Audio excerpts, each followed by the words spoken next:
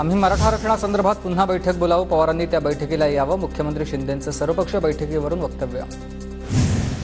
गद्दारीला गुलाबी रंग द्या किंवा आणखी कोणता, गद्दारी महाराष्ट्र विसरणार नाही. अजितदादांच्या गुलाबी कॅम्पेनवर अमोल कोल्हेंचा निशाणा.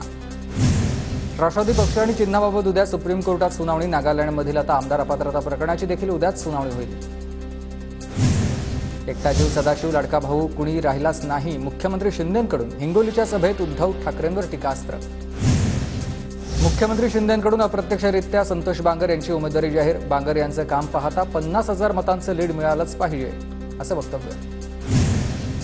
महायुतीचं जागावाटप जवळपास निश्चित. 20 ऑगस्टला तिन्ही पक्षाचे प्रमुख फॉर्म्युलाची अधिकृत घोषणा करण्याची शक्यता आहे. तर उदय सामंत यांची ही माहिती. मनोज जरांगेंची उद्या नाशिकमध्ये शांतता रॅली. नाशिकमधील शाळा आणि महाविद्यालयांना उद्या सुट्टी जाहीर. मनोज जरांगेंच्या रॅलीच्या पार्श्वभूमीवर जिल्हा प्रशासनाचा निर्णय. सोलापुरात अमोल कोल्हेंना मराठा आंदोलकांचा घेराव. आता अमोल कोल्हेंसमोरच मराठा आंदोलकांनी जोरदार घोषणाबाजी केली.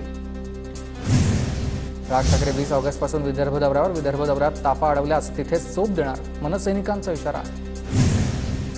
राज ठाकरेंचा मी फॅन होतो, पण ते सध्या दिल्लीचे आदेश मानतात. मतविभागणी करणाऱ्या पक्षांना सुपारीबाज म्हणतात. रोहित पवार यांची राज ठाकरेंवर टीका. भाजपचे प्रशांत परिचारक शरद पवार गटामध्ये प्रवेश करण्याची शक्यता. प्रशांत परिचारक यांच्या निकटवर्तीय कार्यकर्त्यांनी पवारांची घेतली भेट.